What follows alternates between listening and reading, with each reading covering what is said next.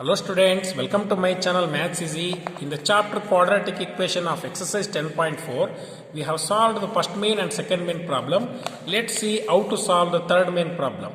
The question is like this: is it possible to design a rectangular mangrove whose length is twice its breadth and the area is 800 meters square? If so, find its length and breadth ಅಂತ question ಇದೆ. Is it possible ಅಂತ ಕೇಳ್ತಾರೆ ಅವರು. Is it possible, ಇದು possibility ಇದೆಯಾ? ಒಂದು rectangular mango grove, ಅದು condition ಏನಪ್ಪ ಅಂದರೆ length is twice its breadth ಅಂತಾರೆ. ಲೆಂತ್ ಏನಾಗಿದೆ, ಬ್ರೆಡ್ತನ ಎರಡರಷ್ಟಿದೆ ಅಂತ ಹೇಳ್ತಾರೆ ಅವರು. ಲೆಂತ್ ಈಸ್ ಟ್ವೈಸ್ ಇಟ್ಸ್ ಬ್ರೆಡ್ತನ ಎರಡರಷ್ಟಿದೆ ಅಂತ ಹೇಳ್ತಿದ್ದಾರೆ. And the area is 800 meter square, ಏರಿಯಾನು ಕೊಟ್ಟಿದ್ದಾರೆ ಅವರು.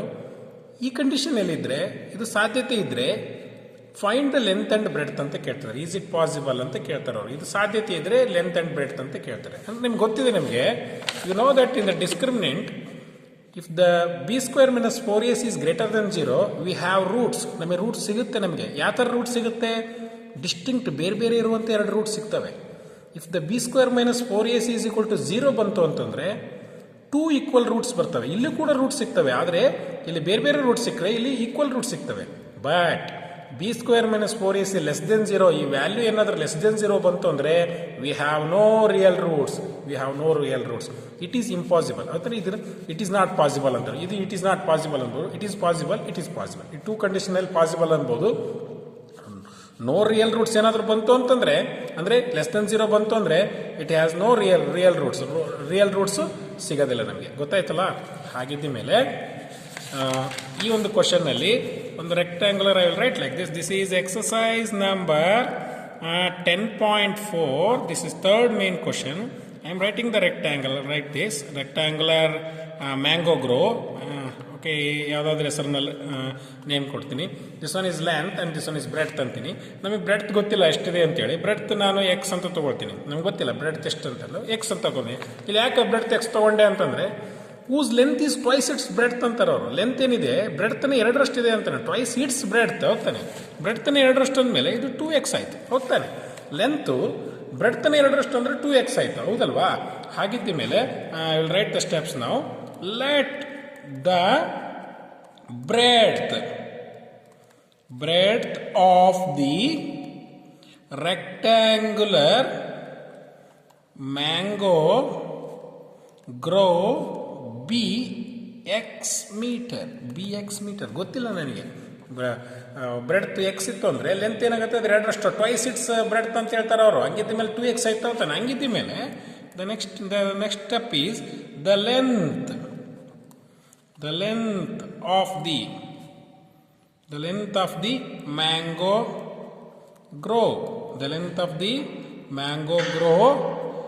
B length of the mango grow B ಎಷ್ಟಾಗುತ್ತೆ ಹಂಗಾದ್ರೆ 2x ಆಗುತ್ತಲ್ವಾ? 2x ಮೀಟರ್ ಆಯ್ತು. ಯಾಕಂದರೆ ಟ್ವೈಸ್ ಇಟ್ಸ್ ಬ್ರೆಡ್ತ್ ಅಂತ ಹೇಳಿದ್ದಾರೆ ಅವರು ಕ್ವಶನಲ್ಲಿ. ಆಮೇಲೆ ಮತ್ತೇನು ಕೊಟ್ಟಿದ್ದಾರೆ ಅವರು ಕಂಡೀಷನ್ನು? ಆ್ಯಂಡ್ ದೆನ್ ಏರಿಯಾ ಕೊಟ್ಟಿದ್ದಾರೆ. ಹೌದಾ? ಏರಿಯಾ ಈಸ್ 800 ಮೀಟರ್ ಸ್ಕ್ವೇರ್ ಕೊಟ್ಟಿದ್ದಾರೆ. ಹೌದು, ಏರಿಯಾ ಆಫ್ ದಿ ಮ್ಯಾಂಗ್ರೋ. ಹೌದಾನೆ? What you can write? Area of mango grove is equal to what? Area of mango grove is 800 meter square. ಹೌದಾನೆ? ಹಾಗಿದ್ದ ಮೇಲೆ according to given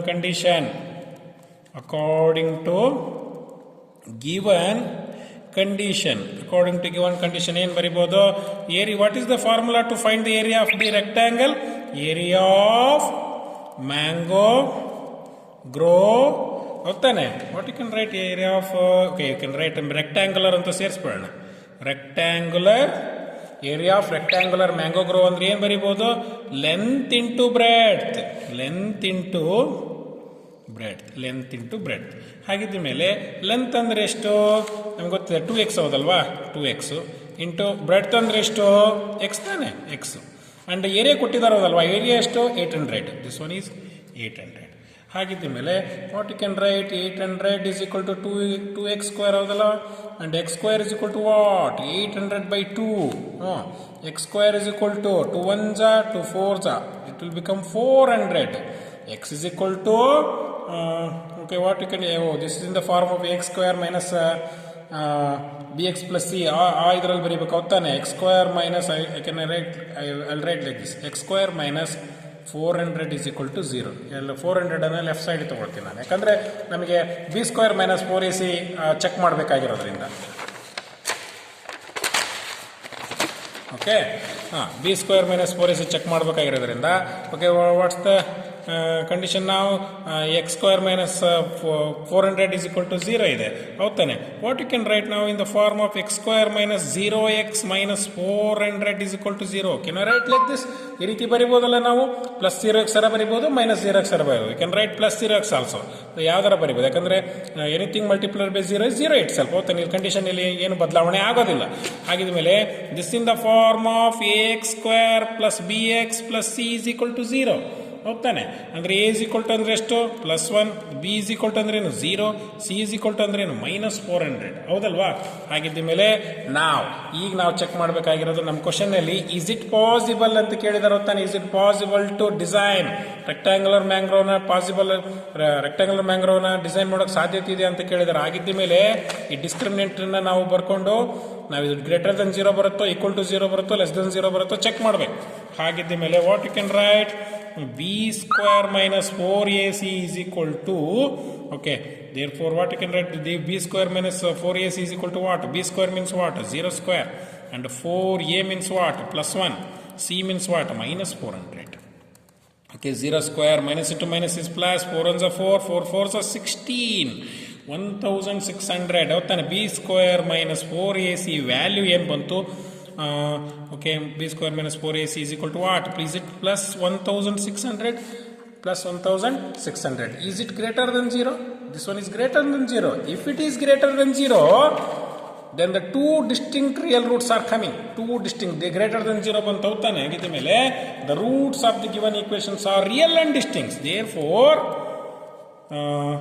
what you can write here? Okay, we'll write like this. Here b square minus 4ac is greater than 0. Greater, ಈ value ಏನು ಬಂದಿದೆ? greater than 0 ಬಂದಿದೆ. What you can write?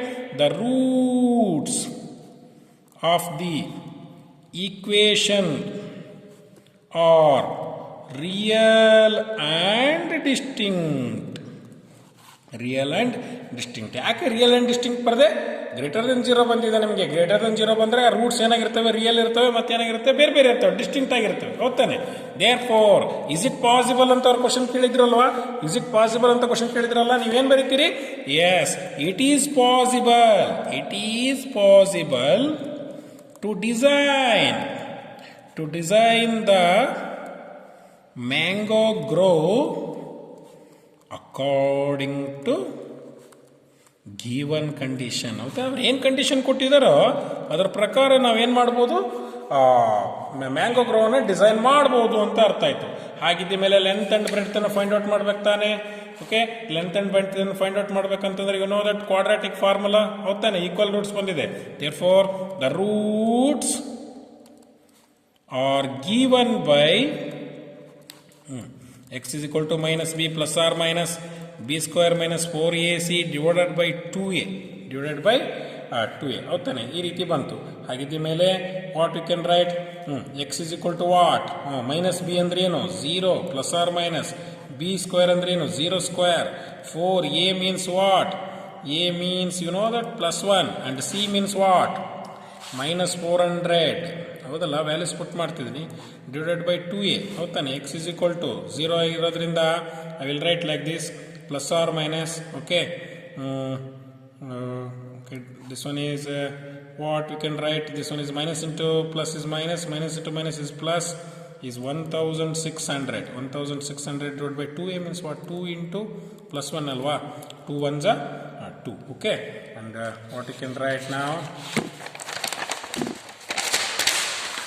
And this one is what's the value now?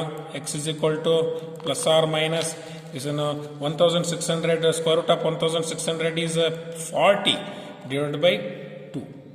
Okay, this one is okay. I will rewrite. No, x is equal to plus or minus 1600 in the square root is to 40 divided by 2. Okay, 2 ones are 2 2s are 0. Okay, x is equal to plus or minus 20. What you can write? X is equal to plus 20 and x is equal to minus 20. Two values are coming out. Two distinct values ಬಂದು ತಾನೆ ನಮಗೆ ಅದರಲ್ಲಿ ಯಾವ value ತಗೋಬೇಕು? we have to take the positive value. Why? The length of field cannot be negative. The length of field cannot be negative. X is equal to what? Plus 20 meter. ಹೌದಾನೆ? Therefore, the length of mango grow is what? 2x ಬಂದಿತ್ತಲ್ವ ನಾವು ತಗೊಂಡಿದ್ವಿ ನಾವು 2x ಅಂತ ತಗೊಂಡಿದ್ವಿ ತಾನೆ. Length ಇಂದ ಏನು ತಗೊಂಡಿದ್ವಿ ನಾವು? we have taken as 2x. ಹೌದಾನೆ? 2x ಅಂತ ತಗೊಂಡಿದ್ವಲ್ಲ, ಹಂಗಿದ್ದ ಮೇಲೆ ಏನು ಬರಿಬೋದು? 2 into x. 2 into x value ಎಷ್ಟು? ಪ್ಲಸ್ 20 ಅಲ್ವಾ? 20 is equal to what? 40 meter. 40 meter ಆಗಿದ್ದ ಮೇಲೆ length and breadth of rectangular mango grove are 40 meter and 20 meter. ಹೌದಾನೆ? What you can write? Length and breadth of the rectangular mango grow are 40 meter and 20 meter respectively. 20 meter respectively. Students, I think you have understood this problem. ನಿಮಗೆ ಅರ್ಥ ಆಗಿದೆ ಅಂತ ಅನ್ಕೊಂಡಿದ್ದೀನಿ ನಾನು. In the next video, we are going to calculate the fourth problem. Okay? Thank you.